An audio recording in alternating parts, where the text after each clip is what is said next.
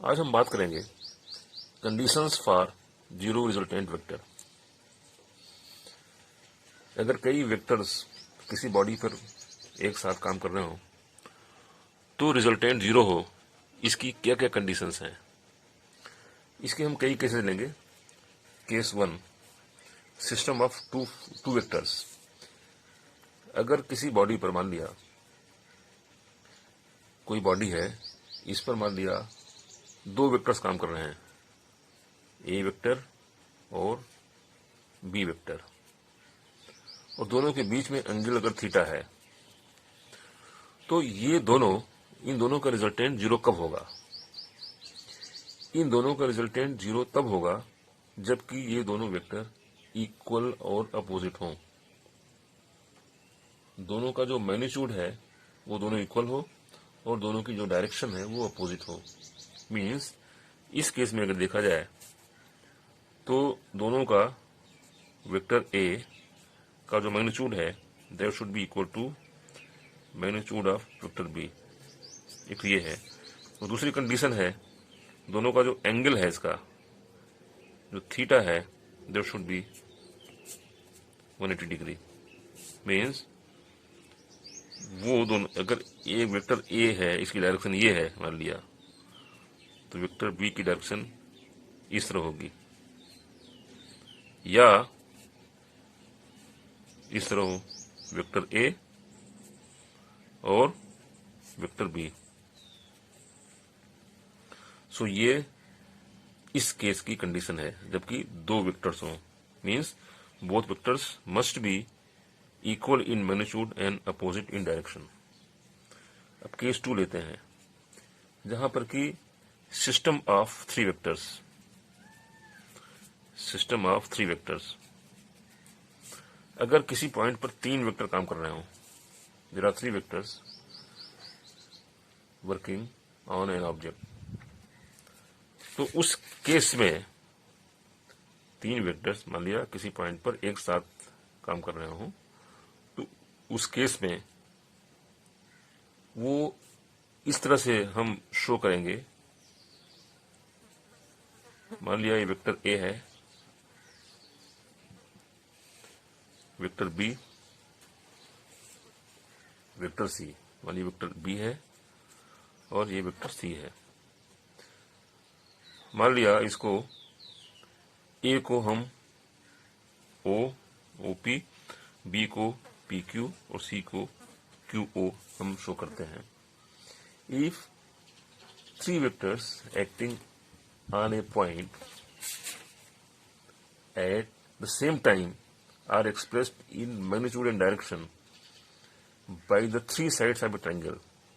अगर तीनों वेक्टर किसी ट्रायंगल के तीन साइड के रूप में रिप्रेजेंट किए जाएं, एक्सप्रेस किए जाएं, टेकन इन ऑर्डर, इस तरह से, इस तरह से, इस तरह से, taken in order, then their resultant is zero. अगर तीन वेक्टर किसी ट्रायंगल की तीन साइड के रूप में रिप्रेजेंट किया जाए, taken in order, then the resultant of three vectors will be zero. और उसको हम इस तरह से दिखा सकते हैं। इस केस में जैसे कि हमने वेक्टर ए बी सी को इस तरह से दिखाया है, तो इसको हम दिखा सकते हैं इस तरह से कि ए बाई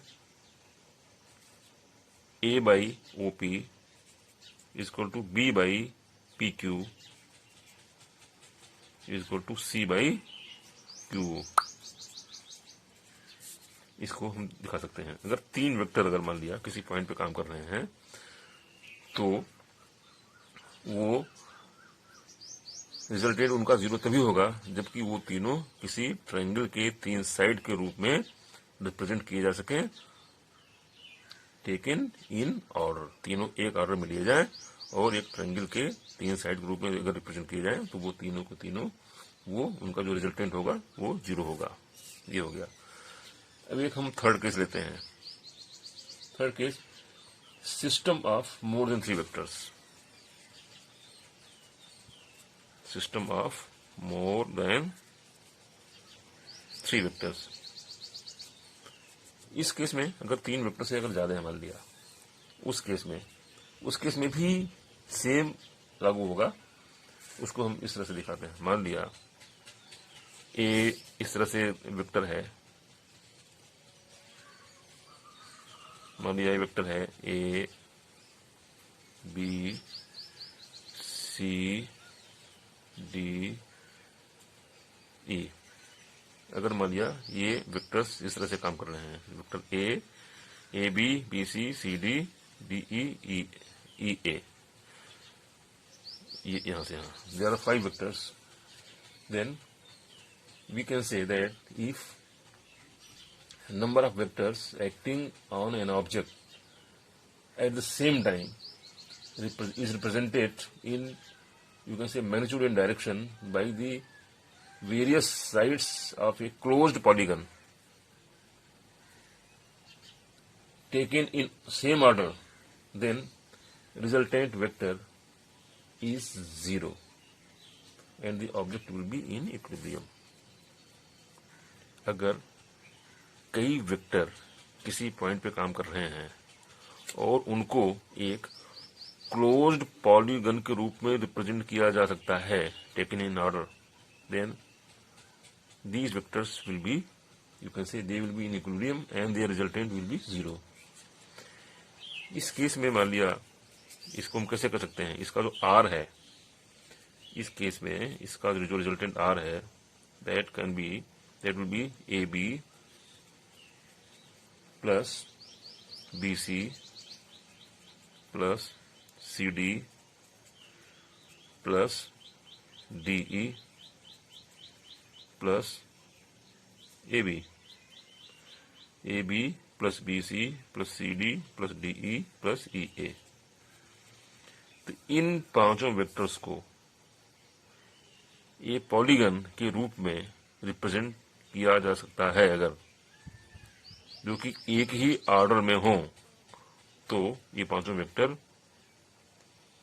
उनका जो रिजल्टेंट होगा वो 0 होगा और ये पांचों vector they will be in equilibrium. So these where the 3 conditions.